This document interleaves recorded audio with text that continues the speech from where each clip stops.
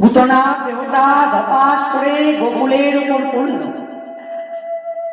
সকল ব্রজবাসী ভয় পেয়ে গেল। আরে কি হলো? সবাই বাইরে বেরিয়ে এলেন। বেরিয়ে এসে দেখলেন পুতনার অমন বিরাট দেহটা পড়ে আছে মাটিতে। কত গাছ, কত বাড়ি ঘর সব ভেঙে গিয়েছে। আর ছোট গোপাল অমন করে পুতনার বুকের উপরে বসে রয়েছে। ব্রজবাসীগণ মইয়ের দ্বারা গোপালকে ওখান থেকে পেরে নিয়ে গেলেন। ততক্ষণে নন্দ মহারাজ পৌঁছে গেছেন গোকুলে। এবার পুতনার দেহটিকে তো সৎকার করতে হবে, কিন্তু অত বড় দেহ কি করে সৎকার করা হবে? পুতনার দেহটিকে এবার খন্ড খন্ড করে টুকরো করা হলো। আর তার দেহের চাপে যত গাছ ভেঙে গিয়েছিল সব গাছগুলো দিয়ে চিতা সাজানো হলো।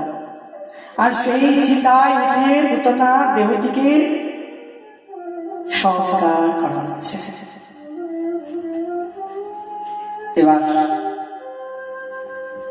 খুব সুন্দর গন্ধ বেরিয়েছে, জানো, চারিদিক সুগন্ধে ভরে উঠেছে। এক পক্ষ বলছেন পুতনা তো পাপী ছিল, অত বড় পাপ করল, ভগবানকে মারার জন্য স্তনের মধ্যে বিষ মাখিয়ে নিয়ে এল। সেই পুতনার দেহ পোড়ানো হচ্ছে, তো এত সুন্দর গন্ধ কেন বেরোচ্ছে? উত্তর পক্ষ বলছেন কেন সুন্দর গন্ধ বেরোবে না?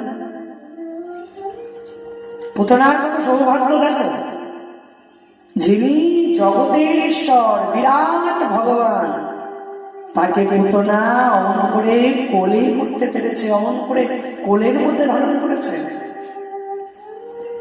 অন্যান্য কোন অসুর কিন্তু পুতনার মতন এমন সৌভাগ্য লাভ করেন নাই। অন্য কোন অসুর কিন্তু এমন করে ভালোবেসে ভগবানকে কোলে নিতে পারেন নাই। একবার ভেবে দেখবেন, বিচার করে দেখবেন। কিন্তু পুতনার কত সৌভাগ্য দেখুন, পুতনা অমন করে ভগবানকে মায়ের মতন করে কোলে নেওয়ার সৌভাগ্য লাভ করেছেন। তো যিনি ভগবানের সঙ্গ পেয়েছেন, যিনি ভগবানকে স্পর্শ করতে পেরেছেন, যিনি ভগবানকে কোলে নিয়েছেন, তিনি কি আর পাপী থাকতে পারেন? তিনি কি আর দুষ্ট থাকতে পারেন? যার ভক্তকে দর্শন করলে, ভগবানের ভক্ত যারা, তাদেরকে বৈষ্ণব বলা হয়, সেই বৈষ্ণব দর্শনে যায় মনের ময়লা, স্পর্শনে ওঠে প্রেম তরঙ্গ। বৈষ্ণবকে দর্শন করলেই মনের যত ময়লা সব দূর হয়ে যায়। আর সেই বৈষ্ণবের যিনি ভগবান, বৈষ্ণবের যিনি ঠাকুর, তাকে দর্শন করলে কত পাপ দূর হয়ে যাবে, একবার ভাবুন তো। আর পুতনা কিনা সেই ভগবানকে শুধু দর্শন করেন নাই, ভগবানকে স্পর্শ করেছেন, ভগবানকে কোলে নিয়েছেন, ভগবানকে নিজের স্তনদুগ্ধ পান করিয়েছেন। তিনি কি পাপী থাকতে পারেন? পুতনার যত পাপ ছিল সব পাপ নষ্ট হয়ে গিয়েছে। তাই তো পুতনার শরীর থেকে অমন সুগন্ধ বেরোচ্ছে, আর সেই সুগন্ধে যেন পুরো বৃন্দাবন ভরে উঠেছে।